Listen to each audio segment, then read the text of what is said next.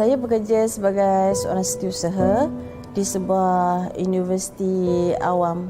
Kahwin tahun 2000. Selepas 2 tahun tidak memiliki cahaya mata, saya buat check up dekat klinik dan doktor mengesahkan saya ada diabetik masa tu. Keadaan diabetes saya sekarang dah tahap kronik lah, sebab saya dah menjalani proses dialisis, and then mata saya sebelah dah buta. Mata ni tinggal dalam 6%. Mula-mula saya didiagnoskan diabetik tu sebagai seorang yang muda. Masa tu umur saya 26, 7. Saya tak boleh terima. Jadi saya ambil masa 10 tahun untuk membiarkan, tidak mengambil ubat, tidak ambil apa-apa rawatan dan sebagainya. Sebab saya sihat, saya seorang yang sangat energetik, saya seorang yang sangat aktif. Jadi saya rasa macam itu tak percaya. Saya in denial. Takkanlah orang normal boleh buta. Dia jadi macam tu. Pertama sekali saya kesihankan suami saya. Saya sangat kesihan dia. Dia terpaksa menjaga saya. Dia tak boleh bekerja kerana menjaga saya.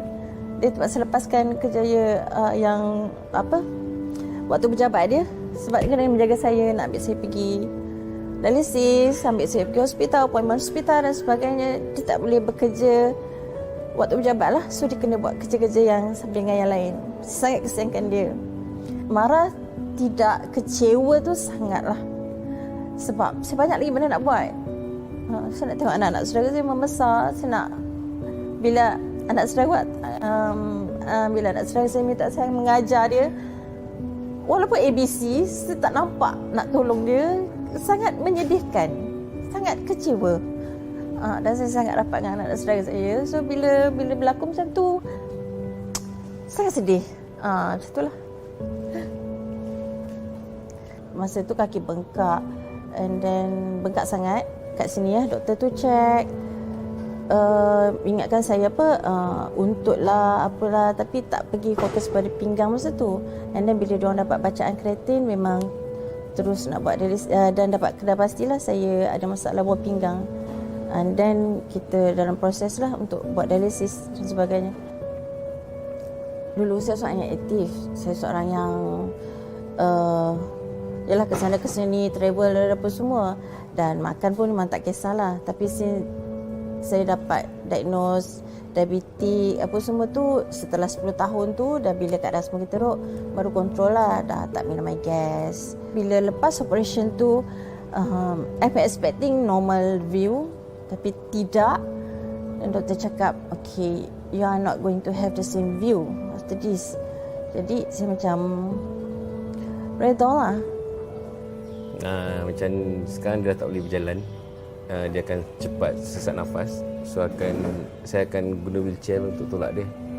Most of us, kita cuma tahu kalau diabetik tu potong kaki. Itu yang paling common yang ada lah. Tapi untuk attack ke mata tu, that time kita memang tak tahulah. So tidak mempedulikannya lah. Satu tak pedulikan, satu lagi masa tu kita just anggap selagi tak kena kat kaki, it's okay. Saya pesakit kronik, tapi dialisis tak sakit, kencing manis tak sakit, mata tak nampak tak sakit. So saya tak rasa saya sakit. Dan bila kita rasa tak sakit, kita ignore. That's one thing. Pasal diabetes ni, orang ramai ignore, tiba-tiba kena potong kaki sebab ignore. Sebab tak sakit. Kita ni kalau selagi tak sakit, tak pergi cari doktor, tak pergi makan ubat. Sebab tak aware yang benda tu semakin rosak kat dalam.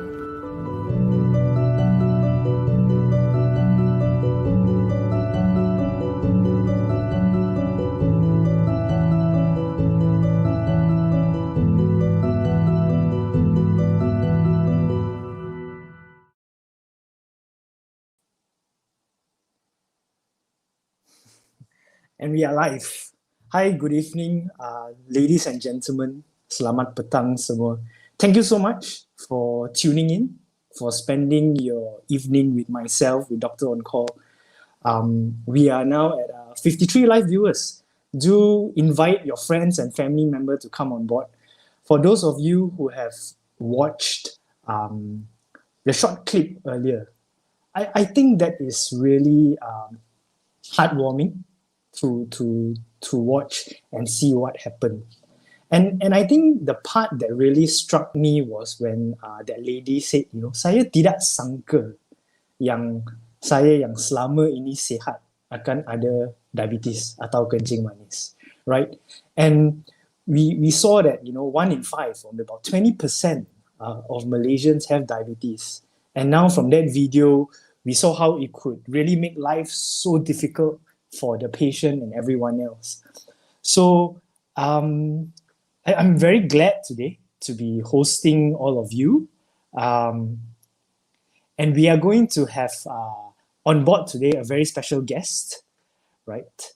And maybe our moderators can put up the theme for today's topic. Do invite your friends and family.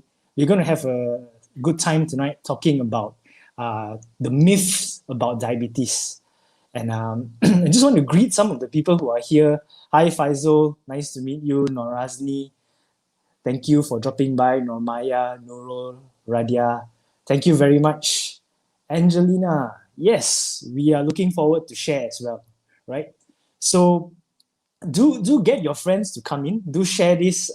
I think this is going to be a very interesting session. We have with us today one of the most sought after doctors in the Klang Valley who treats diabetes, right? So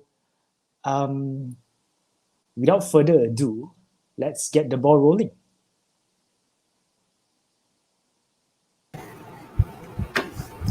Hi, good evening. Hi, good evening, Dr. Chui. Yes, How hi, are you Dr. today? Chu. Okay, I'm good. All right, so ladies and gentlemen, we have here with us Dr. Chui, who is an endocrinologist from Pantai Specialist Hospital. Ampang Putri, KPJ. Sorry, Ampang Putri KPJ. Got myself mixed up. So sorry. No problem.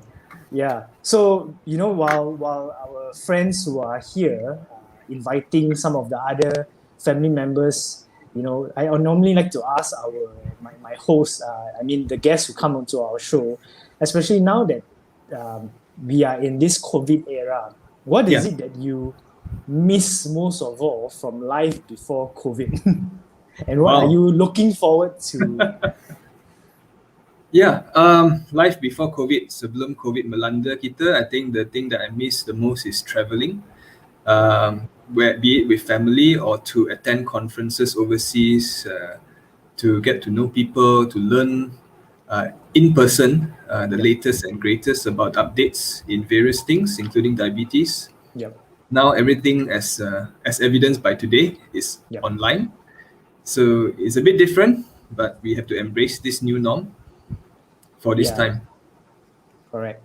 And I believe, it's every one of us, correct, is having to learn how to live life again at every level of society, correct?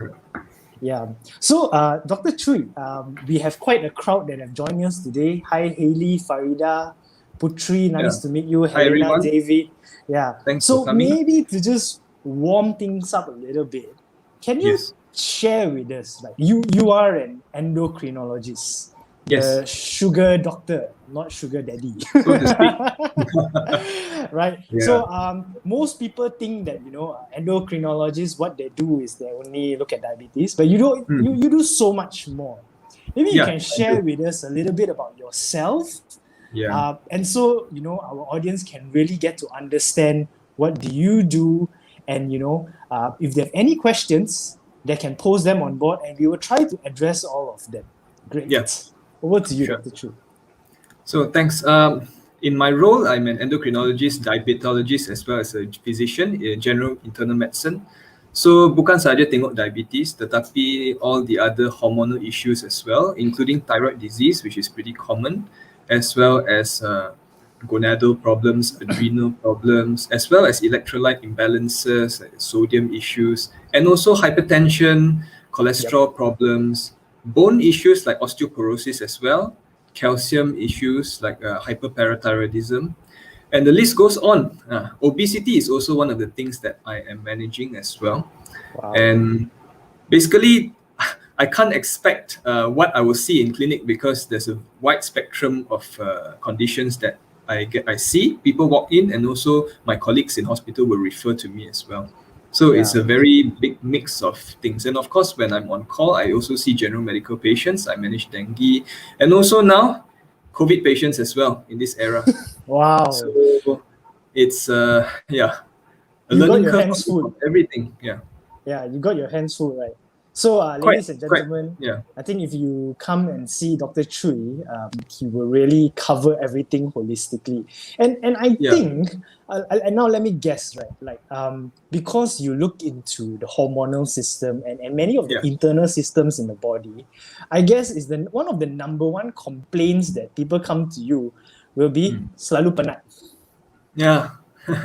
right? Yeah. Yeah. Half the people It's that come through doctor on call's main complaint is selalu penat. yeah. So we have to tackle this as you say, holistically. There are memang banyak sebab yang akan menyebabkan seseorang itu penat lah. There are many reasons. So we have to look hard lah, basically, to find whether there is really an organic issue, a biochemical issue that can be settled lah. Yeah. So I also, there are many reasons why, people selalu penat. For me, it's when my wife asked me to wash the dishes. Then I also very penat. Yeah, same. Sometimes when the patients tell me that they are penat, I also tell me, saya pun. All right. So, Dr. Chui, Yeah. what are we going to be talking about for the next 1 hour? Let's just jump right into it, right? Sure. So basically, is there more to diabetes than just sugar? Yeah, question that we all want to answer. There are many myths, misconceptions, and queries. A lot of things people are not clear about with regards to sugar. Yeah. So, and I think that's the main thing that everybody equate, right? Like, I don't take so much sugar also. How come I have diabetes? Padahal when we go mama, then Milo, 3 sudu pekat kau tambah. Yeah. Right. But it's more than just sugar intake. Yes, and it affects so much more of our body. I mean, when I was learning, my professor used to say that diabetes is the mother of all illnesses. Is that right, Dr. Chui? There are many diseases that are mothers of many other illnesses, but true, diabetes actually will lead to, if not taken care of properly, to many, many other conditions that will encompass a wide spectrum of specialties. That's why I work together with many, many colleagues to co-manage patients who ultimately end up with complications of diabetes. It is not diabetes yang menyebabkan seseorang itu merana ataupun ada sakit, but as evidenced by the patient in the video, ialah komplikasi kencing manis yang menyebabkan seseorang itu mengalami banyak masalah atau kesusahan ataupun kesakitan pada masa hadapan. That's the problem if not taken care of properly. Exactly. So, hi Shafika, Sally, thanks for coming on board. So, ladies and gentlemen, we are going to jump right in soon. So, do tag your friends, do share this video. I think it will be very beneficial to everyone. In fact, it may save some lives. Now, I'm just going to give you all a bit of a hint because thank you for joining us tonight. We are going to have a mini contest, right? And Dr. Chui, would you like to move on to the next slide and show us what this contest is all about? Okay, now, let me see. Yes, I can do that. Okay. All right. So, for you guys who are seeing it here, now this event is sponsored very graciously by AstraZeneca and also Asian Parents, and is hosted by Dr. On Call. And I think by now, most people know who AstraZeneca is already. Thanks to the hashtag, cucuk my ass. Am I allowed to say that? But, so we are very, very thankful that we are taking this time to educate the public and to encourage everyone to come on board, learn and spend time.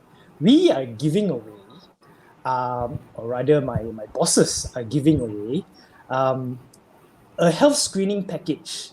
So, rakan-rakan sudah lama tak pernah buat health screening, tak tahu apa pun health screening, tak pernah buat ujian darah, takut diabetes.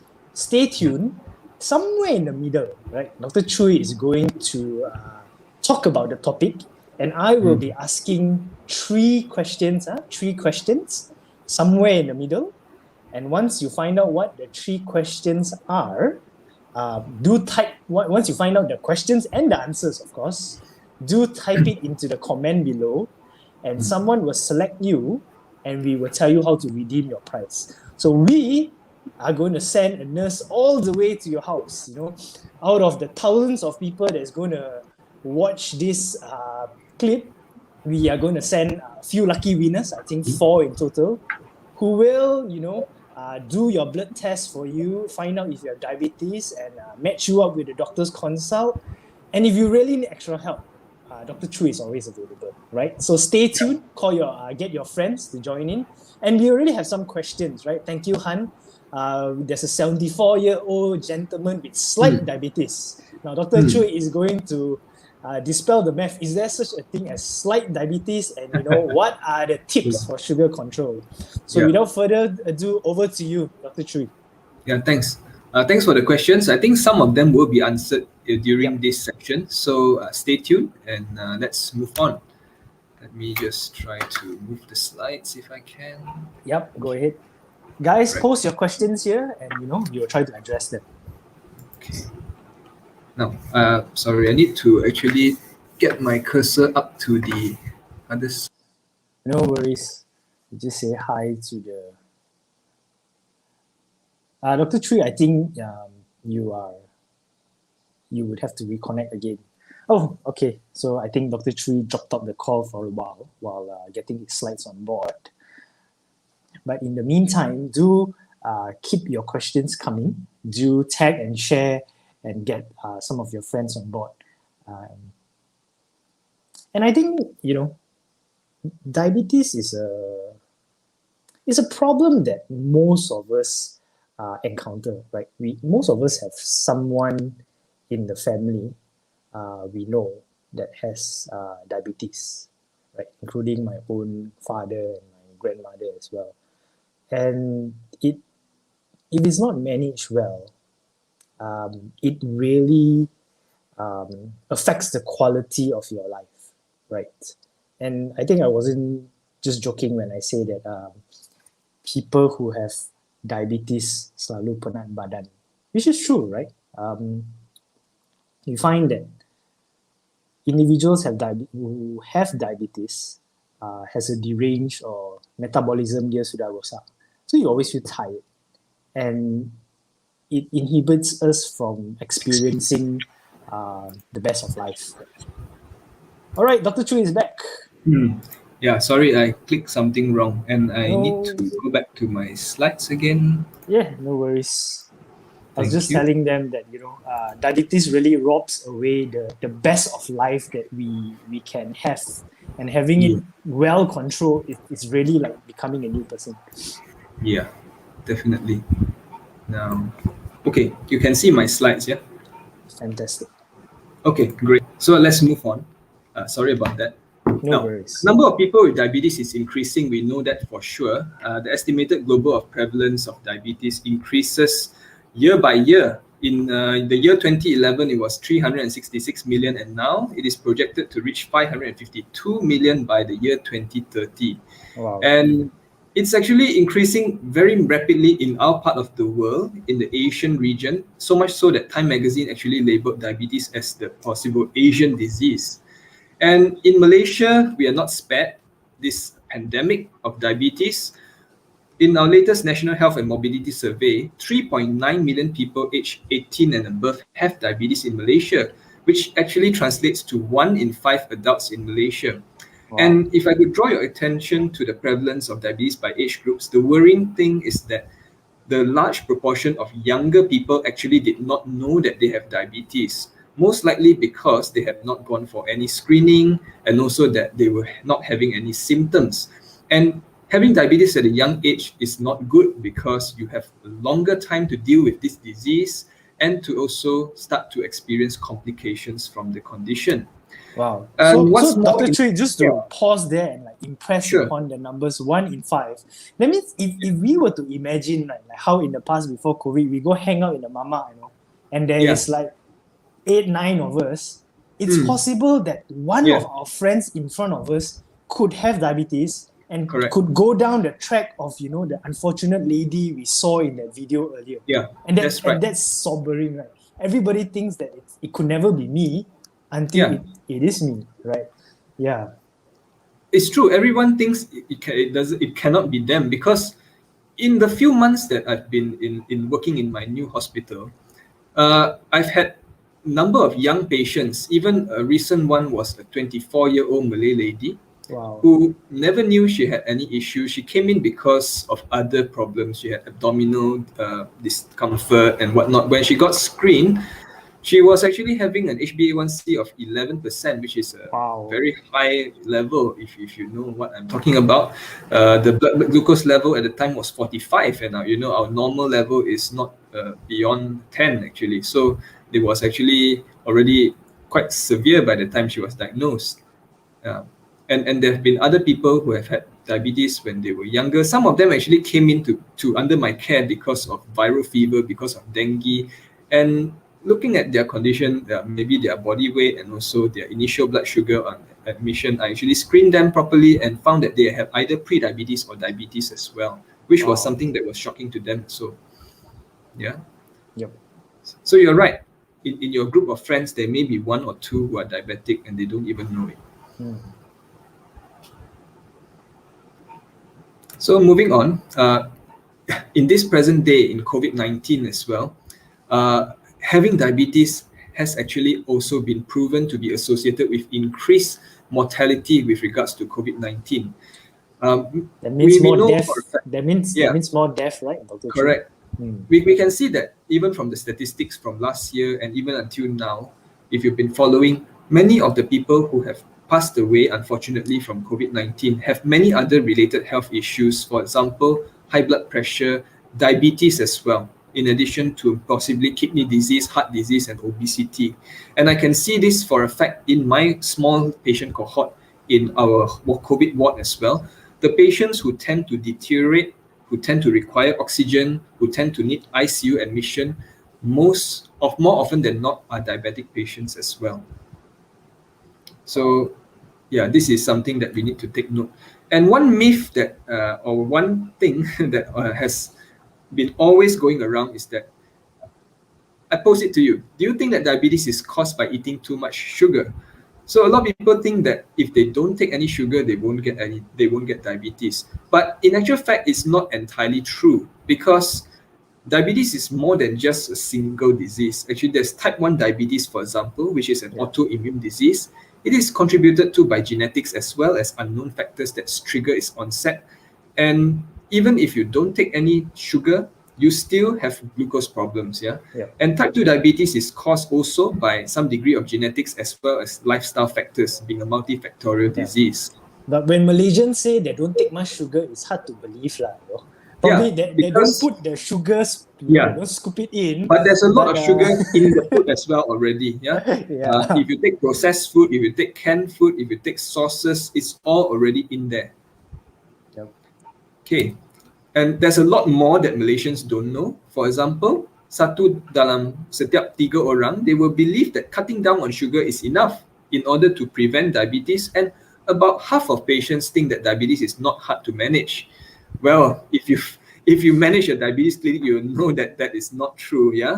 And 52% of patients do not know that diabetes cannot be cured. It's actually a chronic disease. It's not a matter of taking medication for 2 months and then after that it goes down and you can stop medication.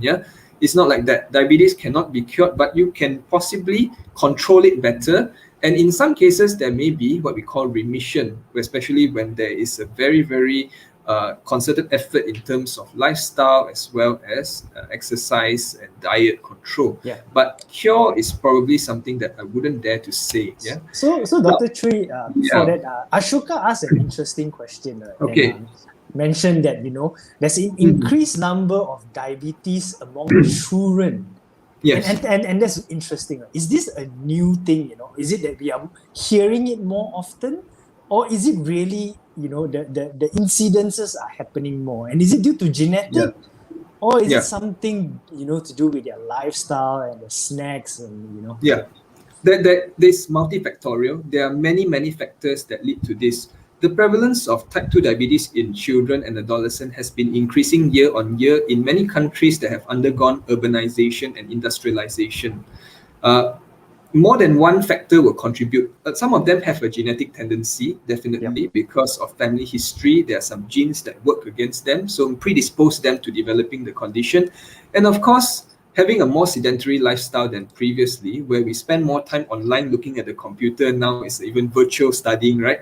Rather than going out running in the field and doing things that probably people in the past used to do more. I wouldn't say myself as well, but yeah. So, and of course, the type of food that is being taken as well, more processed food, more junk food, more of sweet drinks, more bubble tea, etc. And this all contributes. And you can see that the weight as well. In Malaysia, the prevalence of overweight and obese children is also increasing. But bear in mind, there will be some lean diabetics as well. Yeah. So it's not that if you are thin, you definitely will not get diabetes. Just that your risk may be lower. Yeah, you may be less predisposed, but it does happen as well. Yeah. So since we were talking about food, right? So Faisal asked the elephant question in the room today. And Dr. Chu, you and I are going to offend all the Malaysians here. Rice. Does rice adds to sugar consumption? Our brother Faisal. So yes. So you can see that, in certain parts of the world, for example, in the West, they may look bigger than us sometimes. Even they are heavier and whatnot, but their rate of diabetes is actually lower. We are genetically predisposed as Asians, unfortunately, to be more prone to getting diabetes, and also because our diet is more towards the carbohydrate base. We take more rice, noodles, kway teow, and whatnot. And definitely, rice does contribute to glucose excursion or increase in the blood glucose level. Of course, there will be some forms of rice that are slightly better. For example, parboiled rice, brown rice compared to your refined white rice, which actually shoots the sugar up faster. And some people say basmati rice, right? Yes. Yeah. All right. So that's true. Yeah. Okay. So now, if you think that you are very sad because you have diabetes, don't be too upset because you're not alone. Even one of the highest paid actresses in Hollywood previously, Halle Berry, is also diabetic, and is still able to lead a full life, doing lots of things that we would never be able to dream that we are able to do. And other famous people as well. Now, I'd like to ask you, what do these people have in common? Vanessa Williams, singer, Nick Jonas, and they all look very good. Yeah, they do look good, even Theresa May as well. Now, what do they have in common? Actually, all these people actually have type 1 diabetes. And some of them are even on insulin pump treatment while they're at it doing their work in their careers respectively. And how about these people? Randy Jackson, Tom Hanks. Now, these people have type 2 diabetes as well. And they've sometimes shared about their journey with diabetes with their fans and followers also. So don't think that you're alone. Many people actually have diabetes, or whether they know it or not.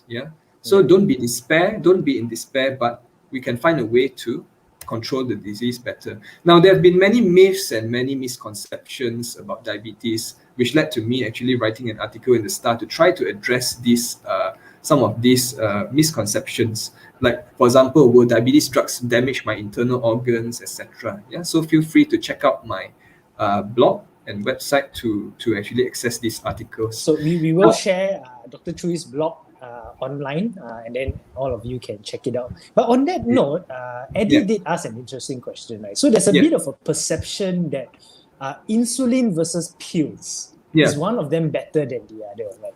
So maybe we can clear that, myth.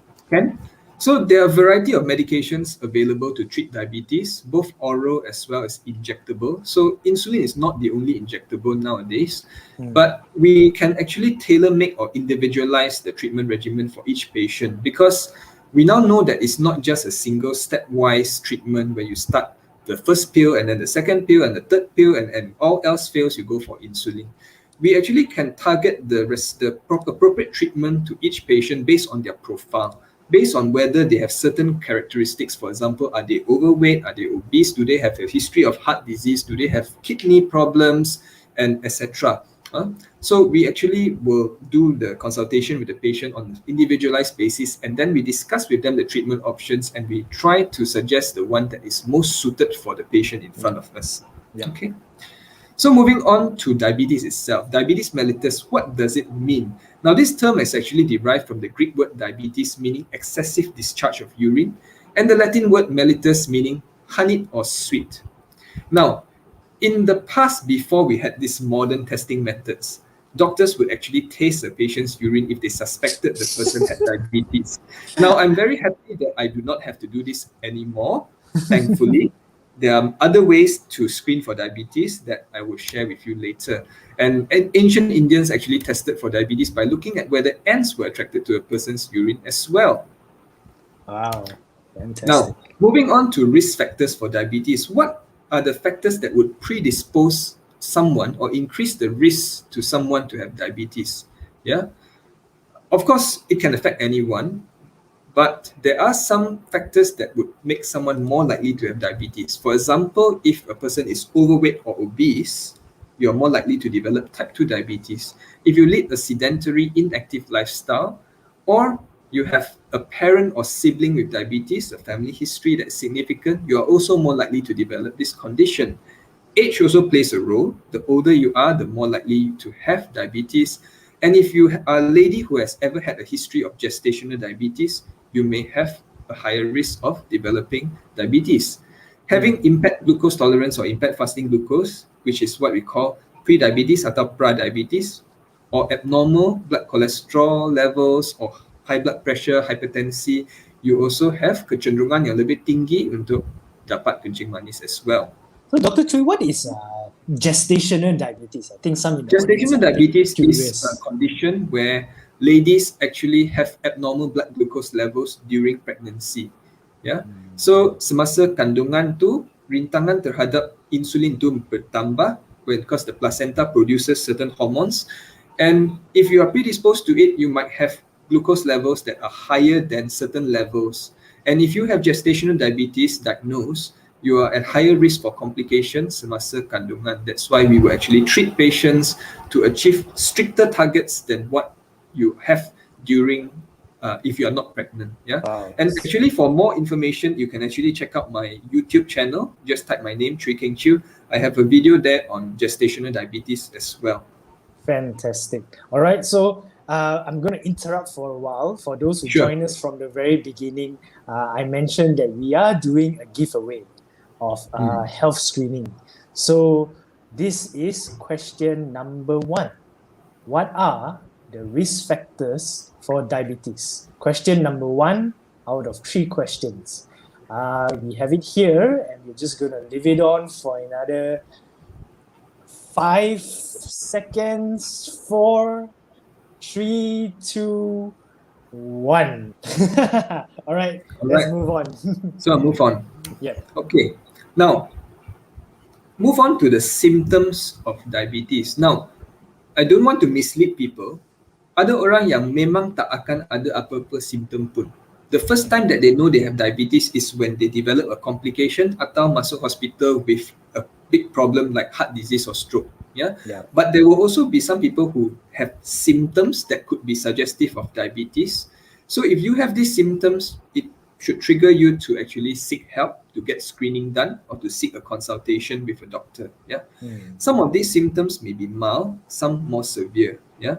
If the more symptoms you have, the more likely that it is going to be significant. So among these symptoms are having blurring of vision, kabur mata, selalu lapar, selalu dahaga, minum banyak air, drinking a lot of water, and also passing a lot of urine. Yeah. Even sometimes waking up at night multiple times to pass urine. Ataupun berat badan turun walaupun makan banyak. And another thing is feeling tired again. So this tiredness can be a sign of many conditions, including diabetes as well. Other symptoms would be kebas-kebas tangan kaki. This is because the nerves are affected. And also poor wound healing. Bila ada luka, susah untuk sembuh. And feeling of nausea or vomiting as well. All right. So Yeah. maybe let's just let the audience know that this is question number 2. Okay. Oh, okay. So Sure.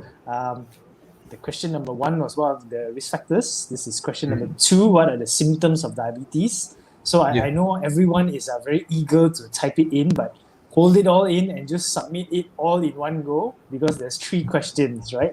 And possibly the next slide would be the third question. So give an answer, one example of risk factor, another example for symptoms, and then we hope that you get selected for our lucky winner for our health screening test. All right, over to you back again, Dr. Chu. Sure. So I'll move on. Now, the thing is, diabetes by itself, the high blood glucose levels are not the thing that kill a person or cause harm to a person directly most of the time, but it's actually the complications of diabetes. So my role, I see it as more of preventing complications by treating the patient well, helping them and guiding them in their journey with diabetes. Now, what are these complications of diabetes? Now, there are various complications that I'll share about in the coming slides, but in this survey that's done in Malaysia, many people know that diabetes leads to problems like amputation, for example, potong kaki, because the toes are not healthy, there's infection, and then they lose part of their leg. And also masalah mata as well, diabetic retinopathy, eye disease, even kidney damage and nerve damage. But some people don't know that it actually can contribute to heart disease as well, which is the leading cause of death in Malaysia, the deadliest cause of death, which is cardiovascular mortality. Yeah. So, the macrovascular complications of diabetes iaitu komplikasi yang melibatkan salur darah besar dalam badan, which is macrovascular. For example, will be stroke, and also heart attack, masalah jantung, coronary, and also reduced blood circulation to the peripheries, or what we call peripheral artery disease. And next would be microvascular complication atau komplikasi yang melibatkan salur darah kecil dalam badan, which will lead to things like diabetic retinopathy, and also lead to blindness, like what you saw in the patient in the video. This sometimes happens silently, quietly. Patients don't have pain from this condition.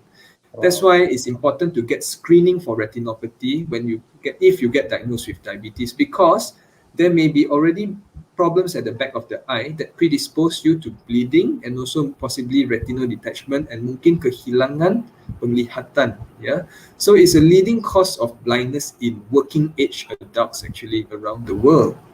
And masalah kidney atau masalah buah pinggang, this is one of the things that the patients tell me they're the most afraid of. Paling takut ialah perlu dialysis. Yeah? And sure enough, in Malaysia, the leading cause of patients requiring dialysis is actually diabetes. Wow. And masalah saraf or neuropathy, causing patients to have numbness, they don't feel their toes, mereka tak rasa sakit kalau ada luka, and this is the problem that patients have.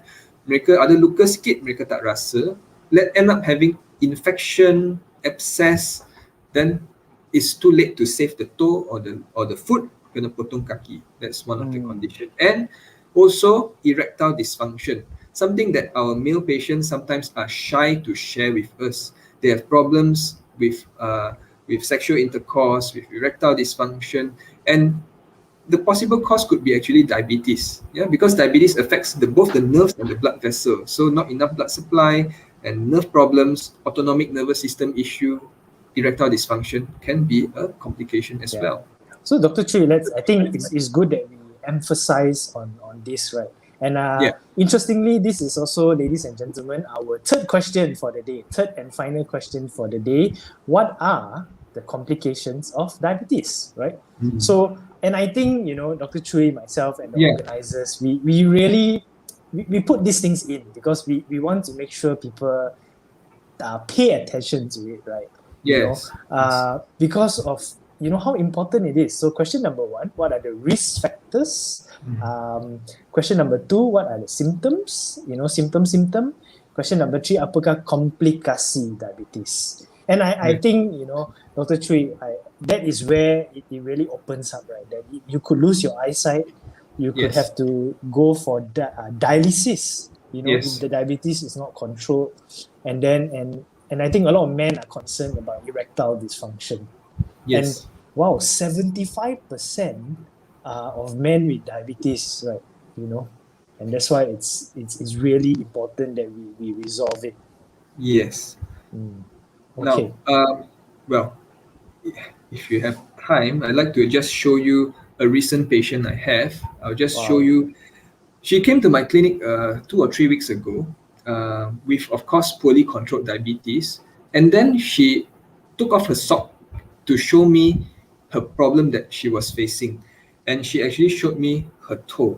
I hope you can see this. Yeah, I hope I'm putting this correctly. Yeah, yeah, yeah. We So this can was see. her toe, which is already black. She told me that a week ago she actually knocked her toe and injured it, but then she did not treat it, did not go to see a doctor. And this toe ended up becoming gangrenous, black, and in the end had to be cut off actually. Wow. Because she did not feel the pain from it. So Mm. she tak rasa sakit actually. Yeah. So that's the problem. And that's very unfortunate. That's very Yes, that unfortunate. was really unfortunate. Mm. Okay. So now let's move on. Okay. Right. So the importance of early detection, I can't emphasize further. It's really, really important to control, to detect the diabetes early. Yeah. Why? Because patients can start to manage the disease earlier and they can potentially prevent or delay the serious complications that can decrease the quality of life and even decrease the quantity or length of life. For example, dalam kajian ini yang dilakukan di negara UK, in UK, you can see that the number of patients who were screened and had treatment implemented without delay, there were a lower risk of actually suffering from stroke or requiring a heart bypass as compared to patients who actually had a delay in diagnosis and therefore a delay in treatment. They had higher risk of suffering from complications seperti stroke dan masalah jantung yang memerlukan bypass. So that leads to our discussion on testing for diabetes. How do we check or screen for diabetes? Now, the most common test that we usually do in outpatient setting, in fact, in most of your screening blood tests in the panel, in the clinic, in the lab, they will have this thing called fasting plasma glucose. They'll say, kena puasa dan datang ambil darah. Yeah? The benefits of this test is very cheap and widely available, but single point measurement, maksudnya you take this blood test at a single point in time may not accurately depict the overall glycemic control. And what do I mean by that? Is because sometimes when patients know that mereka akan pergi buat screening, for the few days before pergi jumpa doktor atau buat blood test, mereka akan ikat perut, tak makan. They will become super very disciplined for those few days. And then sometimes they will have a very nice fasting plasma glucose because that day the blood glucose cantik sangat, right? So it will fail to detect problems actually for some people. So we have another test called HbA1c, which is glycosylated hemoglobin. It actually more accurately reflects the average glucose control over 2 to 3 months. And we also use this as a marker of monitoring of control as well when patients come for follow-up. So yang test ini memang tak boleh tipu orang lah, because even though you ikat perut for 3 days, 7 days and whatnot, if your blood glucose has been high for the past 2 to 3 months, it will still be high lah. Yeah, and it can also be used for diagnosis as well. So leading to the diagnostic criteria, macam mana kita nak diagnosekan ataupun confirmkan seseorang ada kencing manis. WHO, World Health Organization have their criteria, American Diabetes Association have criteria, our own Malaysian CPG atau Malaysian Clinical Practice Guideline for kencing manis also have our criteria. Pretty standard across the board. Fasting plasma glucose, if it is 7 or more millimoles per liter, considered diabetes. If repeated and 2 times positive. 2-hour plasma glucose atau selepas minum air gula, this oral glucose tolerance test. If it's more than 11.1 millimole at 2 hours, also considered diabetes. But as I said, HbA1c can also be used for diabetes now. For us, if it is 6.3% or more, it's considered diabetes as well. Yeah. So in short, Dr. Tree, it's all we need is a blood test, right? To really find out early, correct, whether we are at risk. So there's no reason. So there's no reason why everyone should not get themselves, checked and tested, especially once they reach a certain age. So Dr. Tree, what age do you think now we should begin to consider getting a blood test? Actually, the age of getting diabetes, as I said, is actually getting lower and lower. So even if you're 30, it's probably time to start screening. Yeah, especially if you have risk factors that I've mentioned before, family history, being overweight, obese, and whatnot, or you have hypertension, cholesterol problems. Yeah. Wow. So let me pause you there because Nikki asked a Yeah. question. Right? Yes. If someone has family history, we're talking about family history, how Right. likely is the person to have diabetes?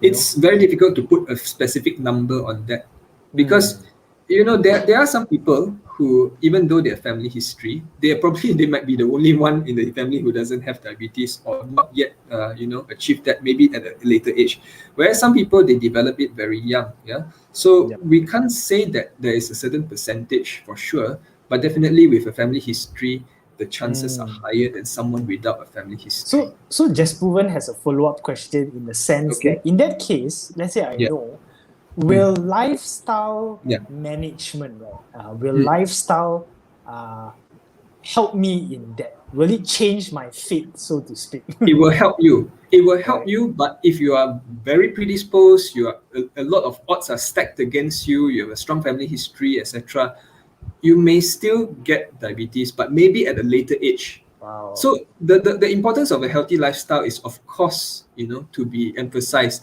It could probably delay the progression of diabetes, delay the onset of diabetes, delay the severity as well, reduce the severity of diabetes. Yeah. So don't discount the benefit of having a healthy lifestyle.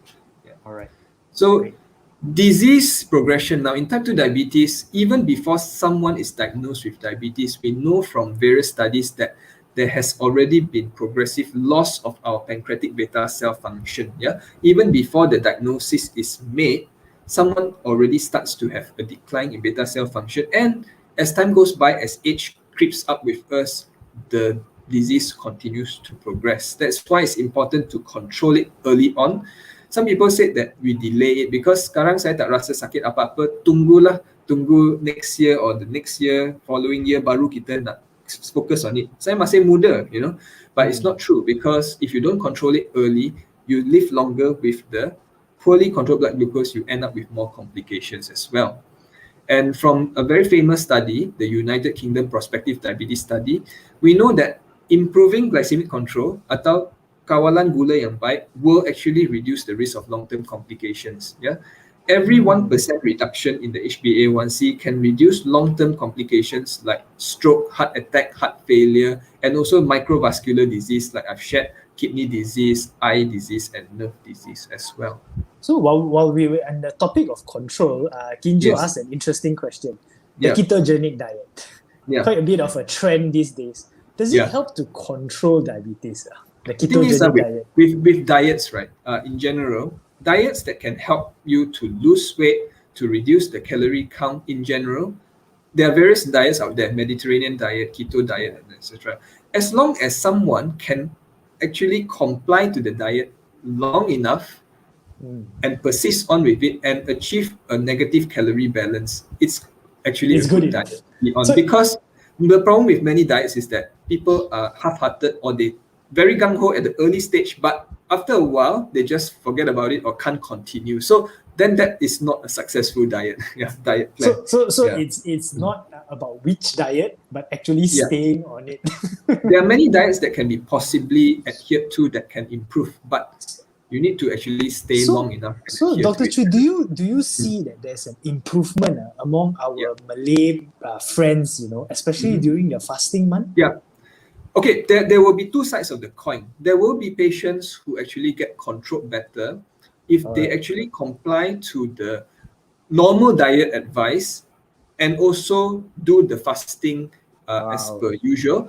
But when they break fast, they are also careful with their food. On the other hand, there are also some patients, unfortunately, masa puasa itu, they really control. But when they buka puasa, they The go waterfall. they go like they will take all the minuman manis, the syrup, and all the kurma and all the sweet dessert, and after that continue on with bubo and all the dessert after their tawarik prayers. So they tell me that they take even more food, during that time, and it's not good lah, basically. So, but the patients who have been disciplined and really adhere to the advice and do the fasting, actually they do get weight loss and improvement in the glucose control as well, in addition to the medication that we give. So Great. yeah, you still have to be disciplined. Yeah. So in overview of diabetes management, this is just a very bird's eye view to just talk generally. First of all, we need to have targets for control. We humans are very target based. Kalau tak ada bagi target atau sasaran, right? No KPI, we will just be blindly like saying, yes, I will do better, but there's nothing specific to be done. That's why we set targets for patient to achieve so that we got something to show them that they are getting better, or if they are not hitting target, what they can do to improve. So we have targets for blood glucose, blood pressure, cholesterol levels as well. And lifestyle modification, of course, is important, diet, exercise, and we have many medications available to treat patients. Our goal in the end is to avoid adverse events and complications. So our aim is to maintain an A1C level, meaning maintain the blood glucose well, maintain blood pressure, maintain the cholesterol too, through a mixture of medications as well as diet. And hopefully this would prevent diabetes from coming in, or to manage diabetes well and delay complications also. For patients who are overweight or obese, we always recommend weight loss. It is important and it is beneficial. Kalau seseorang itu boleh lose about 5 to 10% of their initial body weight, it will be good within the first 6 months. And we can help you to do that realistically.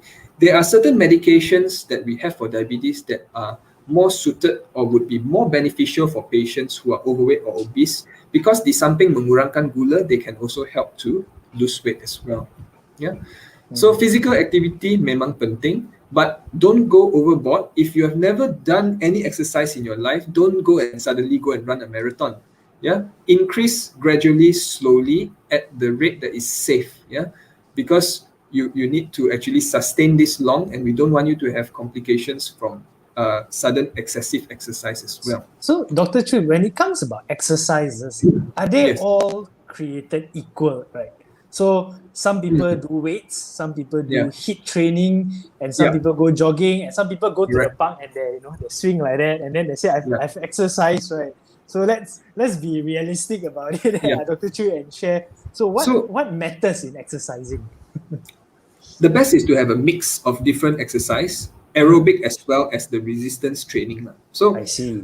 for the cardiovascular one that will actually help to sort of like reduce your weight and all, most of the time it's actually at least moderate intensity exercise, meaning the type of exercise that will get you a bit breathless. For example, brisk walking, yeah, and it needs to be of a certain duration and frequency also. So we generally will recommend at least 150 minutes a week, spread out to at least 5 days a week, no more than 2 consecutive days without exercise. So if you use this equation, it's roughly about 30 minutes a day, 5 days a week of moderate intensity or more. So it's like brisk walking, etc., with several episodes of resistance training and weight training put inside there as well. Or for the busy people, taking the stairs instead of the lift. Yeah, definitely. Just take stairs. Yeah. Last time in UM, I used to climb 14 flights sometimes. No wonder you're so fit. No, it's because during COVID time, the lift is limited in the number of people who can yes. go in. And of course, we prioritize patients. So the doctors will have to sacrifice that. Okay. Moving on. So another important thing that I tell my patients is that smoking is very important to stop. Yeah. Stop smoking, because it definitely increases the cardiovascular risk. Especially if you have diabetes, you already have a higher risk of heart disease and stroke. And moving on to self-monitoring of blood glucose, this is something that I always emphasize. It is important. Yeah. So why is it important? Because if you monitor blood glucose yourself, you get immediate feedback on how your blood glucose levels are affected by medications and also food and other factors. So there are various ways to do. Generally, the common way is you use a glucometer, for example, like this, or many other glucometers in the market. You will see. I hope you can see this. You can see me showing this, right? Yeah. So basically, you use this. You prick your finger, and then you get a drop of blood, and you put it there, and you can see your capillary blood glucose at that time. Or for some people, you may actually want to consider using continuous glucose monitoring, flash continuous glucose monitoring, where you can actually scan, right? And you can actually get your blood glucose level at that time. Yeah. Now, why is it important is that so that you can actually titrate the medications, you can let your doctor know how you're doing on a daily basis, and also you know for yourself what food will impact your blood glucose in what manner. So you can try, for example, a lot of questions about what food to eat, what rice, and etc. Now you can actually do the testing on yourself. You can check yourself, say, before you eat the meal. And then you can take the food that you're accustomed to, or you want to try a certain type of food. You check your blood glucose 2 hours after eating, and you can see how high the blood glucose goes up. 2 hours after eating, yeah, everyone. So 2 hours after eating. Yeah, usually that check your- is what we advise people. Yeah, but if you have continuous glucose monitoring, you can actually scan anytime you like. But if you are pricking yourself, probably you can actually minimize that by doing at certain time points. So you can actually see, for example, I take this nasi lemak. How high does my blood glucose go after I take this? If I change and let's say I take something else, for example, I take a salad, how high does my blood glucose go up? So this will actually help you to actually gauge how you can actually modify your diet to ensure that your blood glucose is within safe limits, especially if you're diabetic. Yeah. And if depending on whether you are an insulin user, whether you use an insulin pen or you are actually taking oral medications, all this will be actually advised to you by your doctor, and of course we'll guide you to use these tools in an appropriate manner. Yeah. So I think these are great. Choices. These are great tools to help with the management of diabetes. That it's not too costly. Everyone. I mean, patients with diabetes should keep one at home and really help take care of themselves, right? No, the thing is, if you talk about cost, about costliness, now we always don't think about the hidden cost or the cost of complications. Now, what is the cost to someone if you lose a limb or you lose your eyesight or you come in with a heart attack and you have heart failure? So true. What is the cost to the sort of earning potential in the later years and the cost of treating the acute complication? Yeah. So sometimes we don't invest in the things that are preventive, like we want to ensure our health is good. We may need to spend some money, but if that helps us to prevent complications, in the long run, we are probably saving ourselves much more money. Yeah, that's true. All right. Okay. Yep. All right. So what should you do? Yeah. So the call to action is that please get yourself screened. Yeah. For if you have any risk factors, or even if you're just curious, you're afraid, you want to make sure that you are safe and healthy, get yourself screened. A lot of people have been neglecting this because of COVID, to be honest. The past 1 year and 3 months, many people who have normally would have gone for some form of screening or follow-up have actually delayed. And this delay is going on seemingly forever. Yeah. In March, that last year when we had lockdown, etc., people say, okay, 3 months later, I'll get myself screened, I'll go and see the doctor. It's not happened. We've been at home for 1 year and 3 months already, and I don't know how long more. So if you don't get yourself screened, you don't know when the opportunity will come. Yeah. So get yourself screened, do blood tests that are necessary. We actually recommend doing HbA1c for patients with diabetes every 3 to 6 months, blood pressure check every visit, every year at least, to do a cholesterol and kidney check, because we need to detect early. Yeah, if there's any complications of renal disease, getting eyes screen, food examination, as well as dietary and diabetes education as well. Okay. Yeah. So moving on, I guess you have something to share regarding this again. Yeah. So I think we have towards our end, but I think we'll just take 2 last questions, right? And then I will just explain, and then Dr. Chu can wrap up. So one question was that if I'm having diabetes now, right, and I'm really concerned about the complications many years down the road, right? Is it bound to happen? Or if I control my diabetes well, I can really avoid it. Like maybe 90% avoid kidney failure or retinal eye damage. Is it avoidable? So there are no absolutes. There are some people who will be predisposed to having complications. They have very sort of aggressive diabetes, and they get complications earlier than others. But across the board, generally speaking, if you have good control, you can actually reduce the rate of complications. I've had patients who had diabetes for 20, 30 years. They are very well controlled, and they have not developed complications. It's just like a chronic disease that they manage very well. But these patients are few and far between, I would say. There are quite a lot of patients who are poorly controlled and end up having complications. That's why you see there are so many patients requiring dialysis, many patients who have required amputations in hospital, etc. don't fall in that category if you can. Control yourself well, get help from a doctor who can help you and guide you through this journey. Because diabetes is a lifelong journey, it's a chronic disease, and you need guidance along the way. Along the way, you may feel disheartened. Sometimes you need the encouragement and you need modification to your treatment regimen. It's not like the first doctor you see treats you with this medication, 1 or 2 tablets a day, and then you use that for the next 10 years. I've had patients like that. They just follow the same treatment, blindly going to the pharmacy and buying every month after month, but they did not go for monitoring, did not go for further advice, and they still develop complications and poorly controlled diabetes because at some point, sometimes the medications needs to be adjusted. The treatment regimen needs to be changed in accordance with the condition at the time. Wow, that's great. So, okay, then the last question, right, which a lot of people are wondering about, and the question comes in 2 parts.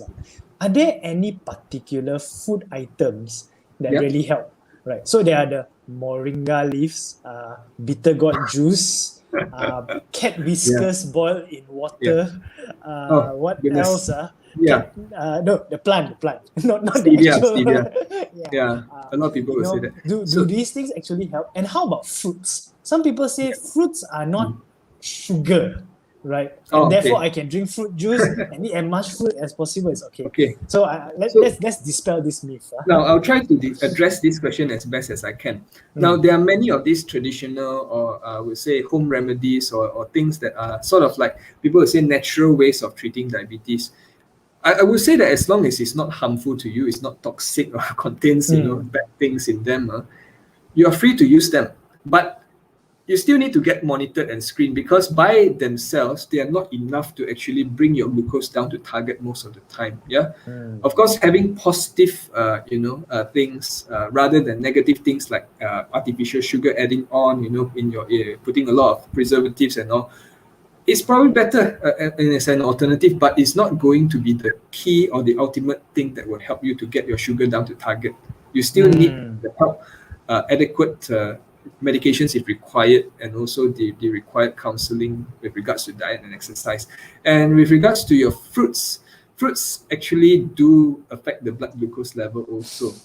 So as I found very useful, using continuous glucose monitoring, you can see actually how the fruits affect your glucose. Definitely in our diabetes portion plate that's recommended, fruits and vegetables should be the main constituent of our diet. But be careful how much of fruit you take in one serving, in one portion at one go. I find it helpful even for myself to spread out the portion to several small portions spread out throughout the day. That doesn't cause the glucose to swing too much in one direction, doesn't it go up so much. Rather, it will actually be more gradual in terms of the absorption of the glucose. So what you're saying, Dr. Chui, is you yourself do your continuous sugar monitoring on yourself? Wow. I have my sensor on and I'm actually monitoring. So, for example, I can show you my trend over the 24 hours. I can show you my daily graph. I can show you my daily graph as well. So I can show you this my 24 hours yesterday. This is my sugar reading. And I use this as a tool to educate my patients as well. I show them what's the benefit and how simple it is to use. So it has helped quite a number of my patients also. But of course, the required counseling and advice. If you use it blindly, it's probably not that beneficial. So, all right, I think we have come towards the end, so to sort of wrap up a little bit, Dr. Chui is available at KPJ Ampang Putri. Am I right? Yes. That's right. He's also available for teleconsultation via Doctor on Call. That means, if you have some questions to ask before you see him, you can always book an appointment with him first on Doctor on Call, consult him, and then, he will tell you what needs to be done, and then you can go over to his office to see him. Or if you want to follow up with him, you can also do it. Or you can also book to see him through Doctor on Call, right? And that is answering Puspa, who's asking where is Dr. Chui located. So I think I've answered that. Now, getting themselves tested, I think is no excuse. We are really pushing all the boundaries. You have difficulty going out. We send someone to your house to do your HbA1c. and then a doctor will sort of review your results. And if we think that it's really out of order, we need expertise, then we will refer you to Dr. Chui, who will consult you and provide you with more in-depth advice. So finally, to win a chance of getting yourself screened for diabetes, a nurse comes to your house and do it for you. There are basically 3 questions that you will need to answer, and you can find the questions if you replay this clip later, somewhere in the middle. The first question is, what are the risk factors for diabetes? The second question is, what are the symptoms for diabetes? And the third question is, what are the complications for diabetes?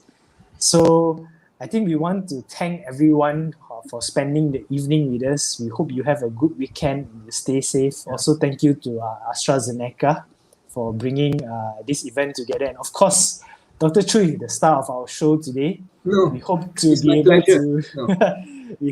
able to have you on board again, and maybe talk about some other conditions next, thyroid problems. Most happy to, and really get into it.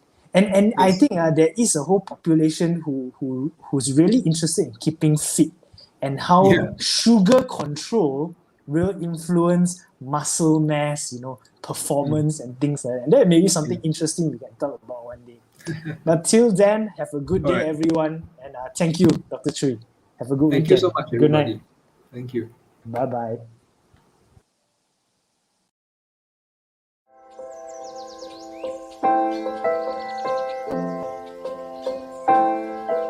In Doctor on Call, we believe that healthcare is universal. Everyone should have access to good medical advice regardless of their locations.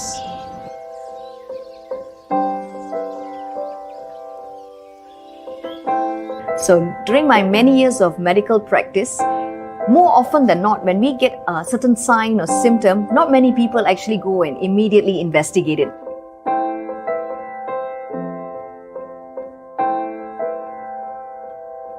At Doctor On Call, you can get connected to our network of doctors and specialists within minutes through any mobile devices, whether you're at home, in the office, or on the go.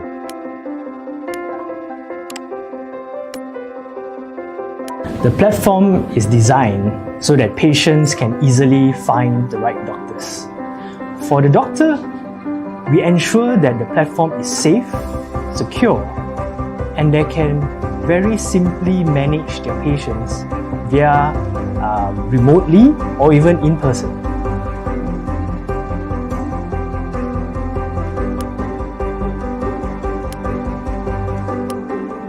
By having this teleconsult, patient can actually have a continued medical care, and this can actually save their life. As the pioneer of telehealth in Malaysia, we always believe in closing the patient care gap through telehealth. For instance, our newly launched Doc at Home service would enable patients to book physical screening and lab diagnostic from the comfort of their homes. And this is especially crucial during this time of pandemic, where we want to keep our parents, kids, and loved ones safe. So the platform is simple enough for doctors like us to go online, do a medical consultation in between our physical patients in the clinic.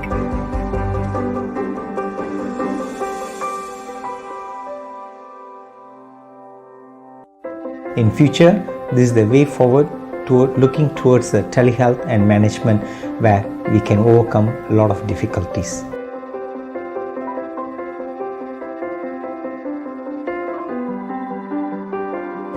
Now, as far as I am concerned, I can give uninterrupted medical advice to them. Isn't that easy for both parties?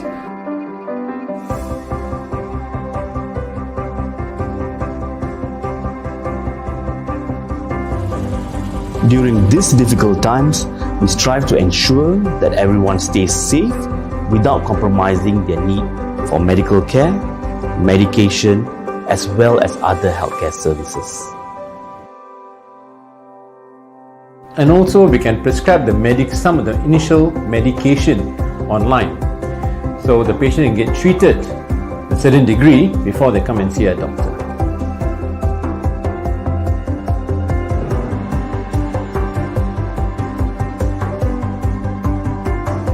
Our vision is to reshape and redefine healthcare.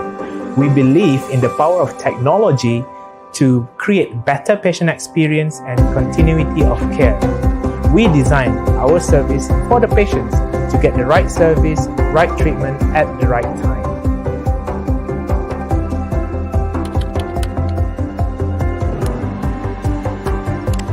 During a pandemic like this, it is important not only that we should ensure the safety of patients, but healthcare professionals and doctors as well. Gone are the days where patients wait for hours in a long and busy clinic. These days, we want a seamless experience. Get an appointment booked online, see a doctor at the shortest possible time, and then get going with life. We have never had something like this before. Upon doing the services, the patient will actually get their blood test done at their home, and the doctor is able to review their blood tests via Doctor On Call platform, or if required, they are called into the clinic. So that's pretty amazing if you ask me. You don't actually need the patient to come twice, once just to take blood and then come again. So it's very convenient for the patients, and my patients are very happy.